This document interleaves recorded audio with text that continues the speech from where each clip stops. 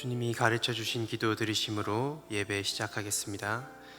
하늘에 계신 우리 아버지여, 이름이 거룩히 여김을 받으시오며 나라가 임하시오며 뜻이 하늘에서 이루어진 것 같이 땅에서도 이루어지이다.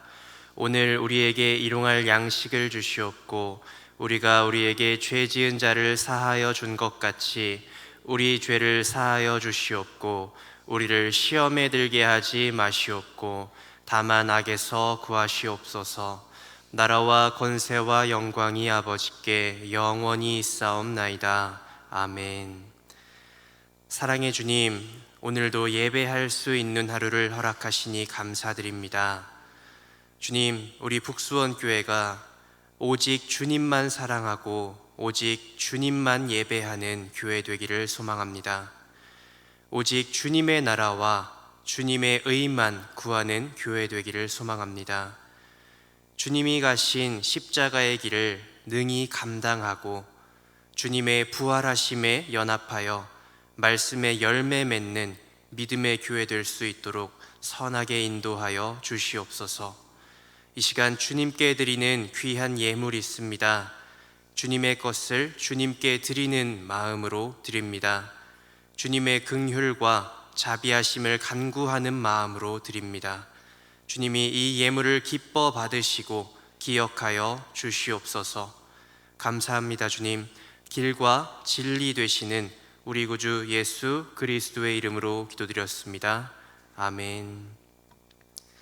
찬송가 337장입니다.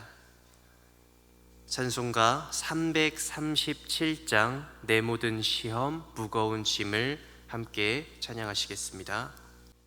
내 모든 시험 무거운 짐을 주 예수 앞에 아뢰이면 근심에 쌓인 날 돌아보사 내 근심 모두 맡으시네. 무거운 짐을 나 홀로 지고 견디다 못해 쓰러질 때 불쌍히 여겨 구원해 주리. 은혜의 주님 오직 예수. 내 모든 괴로움 닥치는 환난 주 예수 앞에 아뢰이면 주께서 친히 날 구해 주사 넓으신 사랑 베푸시네. 무거운 짐을 나 홀로 지고 견디다 못해 쓰러질 때 불쌍히 여겨 구원해 주리. 은혜의 주님 오직 예수. 내 짐이 점점 무거워질 때 주 예수 앞에 아뢰이면 주께서 친히 날 구해 주사 내 대신 짐을 져주시네. 무거운 짐을 나 홀로 지고 견디다 못해 쓰러질 때 불쌍히 여겨 구원해 주리. 은혜의 주님 오직 예수. 마음의 시험 무서운 죄를 주 예수 앞에 아뢰이면 예수는 나의 능력이 되사 세상을 이길 힘 주시네. 무거운 짐을 나 홀로 지고 견디다 못해 쓰러질 때 불쌍히 여겨 구원해 주리. 은혜의 주님. 4절 마음의 시험 무서운 죄를 주 예수 앞에 아뢰이면 예수는 나의 능력이 되사 세상을 이길 힘 주시네. 무거운 짐을 나 홀로 지고 견디다 못해 쓰러질 때 불쌍히 여겨 구원해 주리. 은혜의 주님 오직 예수. 하나님의 말씀은 에스라 5장 13절에서 15절 말씀입니다. 에스라 5장 13절에서 15절 말씀입니다. 구약성경 717면입니다. 에스라 5장 13절에서 15절 말씀을 함께 봉독하겠습니다. 바벨론 왕 고레스 원년에 고레스 왕이 조서를 내려 하나님의 이 성전을 다시 건축하게 하고 또 느부갓네살이 예루살렘 하나님의 성전 안에서 금, 은 그릇을 옮겨다가 바벨론 신당에 두었던 것을 고레스 왕이 그 신당에서 꺼내어 그가 세운 총독 세스바살이라고 부르는 자에게 내주고 일러 말하되 너는 이 그릇들을 가지고 가서 예루살렘 성전에 두고 하나님의 전을 제자리에 건축하라 하매. 아멘. 이스라엘은 솔로몬의 우상 숭배로 인하여서 남유다와 북이스라엘로 나눠지게 되었습니다. 그러나 이렇게 우상 숭배로 인하여서 나눠진 이후에도 남유다와 북이스라엘은 끊임없이 하나님 보시기에 악을 행했습니다. 수도 없이 많은 경고가 있었음에도 불구하고 그 경고에 귀 기울이지 않은 남유다와 북이스라엘은 결국 외세의 침략에 의해 망하게 됩니다. 먼저 북이스라엘이 호세아 왕 때에 아수르에 의해서 멸망하게 됩니다. 그리고 또 시간이 조금 지난 후에 남유다가 여호야김 왕 때에 바벨론에게 침략을 당하고 시드기야 왕에 이르러서 완전히 멸망하게 됩니다. 바벨론 왕 느부갓네살 왕 때의 일입니다. 그런데 이 남유다가 느부갓네살에게 멸망을 당할 때 그저 나라가 멸망하고 또 사람들과 재산들이 끌려가는 것으로 끝나지 않았습니다. 오늘 말씀 14절을 통해서도 알 수 있듯이 느부갓네살은 하나님의 성전에 있는 기구와 그릇들, 보물들까지도 모두 바벨론으로 가져가 버린 것입니다. 거기다가 하나님의 성전을 불살라 버리기까지 했습니다. 그러나 이렇게 한 나라를 멸망시킬 정도로 강력했던 바벨론도 결국 시간이 지나면서 점점 쇠퇴하기 시작했습니다.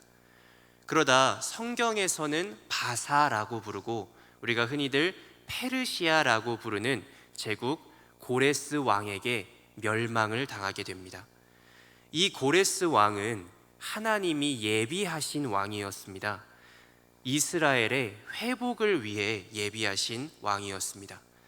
에스라서 1장 1절을 보면 바사왕 고레스 원년에 여호와께서 예레미야의 입을 통하여 하신 말씀을 이루게 하시려고 바사왕 고레스의 마음을 감동시키심에 하나님은 고레스 왕을 세우시고 선지자 예레미야를 통해 하신 말씀들을 이루려 하셨습니다. 그 약속의 내용들은 포로로 잡혀가 있던 이스라엘의 회복과 하나님 성전의 재건이었습니다. 그래서 고레스 왕은 이스라엘 백성들을 통해 하나님의 전에 있던 금, 은 그릇을 다시 예루살렘으로 돌려보내고 예루살렘에 하나님의 전을 재건하라 명령했습니다. 15절 말씀을 보면 일러 말하되 너는 이 그릇들을 가지고 가서 예루살렘 성전에 두고 하나님의 전을 제자리에 건축하라 하매, 고레스는 그릇들을 제자리에, 하나님의 전을 제자리에 건축하라고 명령했습니다. 제자리라고 하는 것은 어떠한 것이 원래 있던 자리라는 의미와 더불어서 마땅히 있어야 하는 자리라는 의미가 있습니다. 마땅하다는 것은 당연하다는 것이죠. 당연히 있어야 할 곳에 있지 못하는 아픔을 겪고 있던 이스라엘 백성들에게 모든 것이 제자리로 돌아가는 역사가 일어난 것입니다. 그렇다면 고레스는 왜, 또 이 고레스를 통하여 일하신 하나님은 왜 성전의 성물들을 제자리에, 또 성전을 제자리에 세우라고 명령하셨을까요? 예레미야 선지자를 통하여 하나님이 말씀하셨습니다. 예레미야 24장 6절에서 7절 말씀을 보면 내가 그들을 돌아보아 좋게 하여 다시 이 땅으로 인도하여 세우고 헐지 아니하며 심고 뽑지 아니하겠고 내가 여호와인 줄 아는 마음을 그들에게 주어서 그들이 전심으로 내게 돌아오게 하리니 그들은 내 백성이 되겠고 나는 그들의 하나님이 되리라. 이 말씀은 하나님이 느부갓네살에게 잡혀간 남유다 백성들에게 하신 말씀입니다. 이 말씀은 이 백성들을 좋은 무화과로 비유하시면서 하신 말씀입니다. 비록 남유다 백성들이 포로로 잡혀가겠지만 그 잡혀감이 하나님의 버리심은 아니었습니다. 하나님은 이 백성들에게 고난을 주심으로 그들이 깨달아 죄악에서 돌이키기를 원하셨습니다. 우리가 흔히들 사랑의 매라고 표현하죠. 사랑하기 때문에 징계하셨고 그 징계로 인하여서 다시금 돌이켜 하나님을 바라보기를 원하셨던 것입니다. 그래서 언젠가 다시 그들을 이 땅으로 인도하겠다라고 약속하셨습니다. 즉 원래 있던 자리, 마땅히 있어야 하는 자리, 그 제자리로 돌아오겠다는 약속을 하셨던 것입니다. 그리고 그 시간들을 통하여서 하나님이 여호와인 줄 아는 마음을 주시고 전심으로 하나님께 돌아옴으로 온전한 하나님의 백성이 되는 역사를 이루겠다고 말씀하신 것입니다.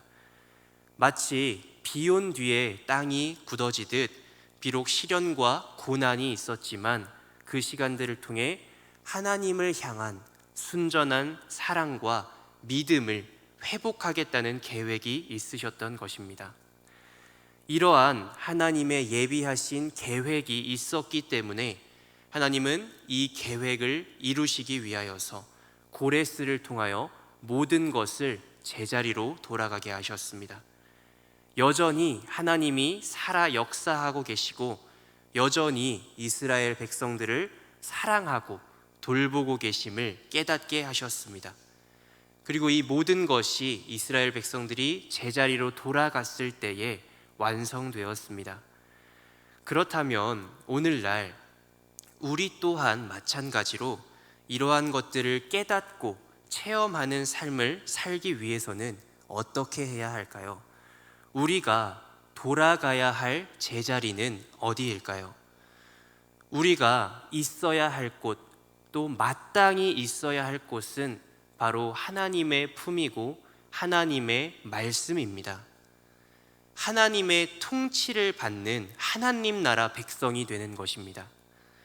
반대로 우리가 제자리를 떠난다는 것은 마치 남유다 사람들이 제자리를 잃고 바벨론의 노예가 되었던 것처럼 죄에 빠져서 죄의 종이 되는 것을 의미합니다. 죄가 내 삶의 왕노릇하게 하여서 죄에게 포로로 스스로 잡혀가는 것입니다. 그렇게 되면 내 안에 있는 하나님의 말씀, 하나님을 예배하는 마음 또한 죄에게 노략당하여서 성전 그릇들과 같이 제자리를 잃고 제 역할을 하지 못하게 될 것입니다. 사도 바울은 이것에 대하여서 로마서 6장 16절에서 이렇게 이야기합니다.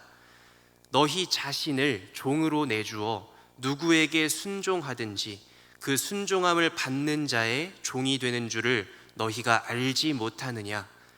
혹은 죄의 종으로 사망에 이르고 혹은 순종의 종으로 의에 이르느니라.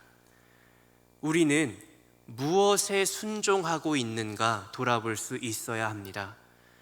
우리가 무엇에 순종하고 있느냐에 따라 우리가 무엇의 다스림을 받는 종이 되는지가 결정이 됩니다. 죄의 종이 될 것인지 순종의 종이 되어서 의에 이르는 의의 사람이 될 것인지 우리가 무엇에 순종하는지에 달려 있습니다.